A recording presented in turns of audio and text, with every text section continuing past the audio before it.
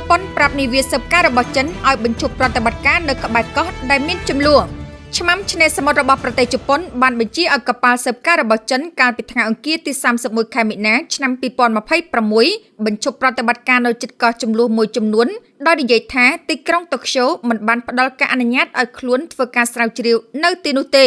សូមបញ្ជាក់ថាប្រជុំកោះសេនកាគុដែលគ្មានមនុស្សរស់នៅរវាងកោះតៃវ៉ាន់និងអូគីណាវ៉ារបស់ជប៉ុនត្រូវបានគ្រប់គ្រងដោយទីក្រុងតូក្យូប៉ុន្តែត្រូវបានទាមទារដោយទីក្រុងប៉េកាំងដោយហៅពួកគេថា DU ពួកគេបានគិតអស់រយៈពេលជាច្រើនទសវត្សរ៍មកហើយទៅជាភាពតានតឹងទ្វេភាគីដែលកាន់តែអាក្រក់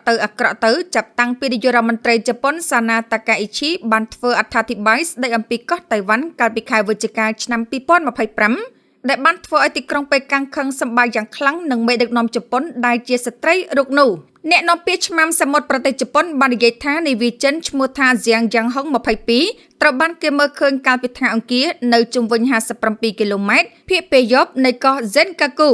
ឆ្មាំសមុទ្របាននិយាយនៅក្នុងសេចក្តីថ្លែងការណ៍មួយថាវាបានចូលទៅក្នុងតំបន់សេដ្ឋកិច្ចផ្ដាច់មុខរបស់ប្រទេសជប៉ុនជុំវិញកោះកាលពីរសៀលថ្ងៃច័ន្ទហើយត្រូវបានគេឃើញទម្លាក់វត្ថុដូចបំពង់និងវត្ថុស្រដៀងនឹងខ្សែចូលទៅក្នុងបាតសមុទ្រនាវាល្បាតរបស់យើងបានធ្វើការទំនាក់ទំនងតាមវិទ្យុទៅកាន់នាវាស្រាវជ្រាវដែលចោទជាសំណួរហើយបានទាមទារឲ្យវាបញ្ឈប់ប្រតិបត្តិការរបស់ខ្លួនក្រុមហេតុផលថាការស្រាវជ្រាវវិទ្យាសាស្ត្រនៅក្នុងមហាសមុទ្រដោយគ្មានការយល់ព្រមពីប្រទេសរបស់យើងគឺមិនត្រូវបានអនុញ្ញាតឡើយនាវាឆ្មាំឆ្នេរសមុទ្រទាំងពីរប្រទេសជប៉ុននិងចិនតែងតែចូលរួមនៅក្នុងការប្រជុំមុខដាក់គ្នានៅជុំវិញកោះនេះនាវាស្រាវជ្រាវរបស់ចិននិងនាវាផ្សេងទៀតជួនកាលធ្វើដំណើរចូលទៅក្នុងទឹកក្បែរនោះលោកស្រីតាកាអ៊ីឈីបាននិយាយកាលពីខែវិច្ឆិកាថាទីក្រុងតូក្យូអាចធ្វើអន្តរាគមន៍ផ្នែកយោធានៅក្នុងការវាយប្រហារណាមួយលើកោះតៃវ៉ាន់ដែលគ្រប់គ្រងដោយខ្លួនឯងដែលចិនចាត់ទុកថាជាទឹកដីរបស់ខ្លួនហើយមិនបានច្រានចោលការកាន់កាប់ដោយកម្លាំងនោះទេ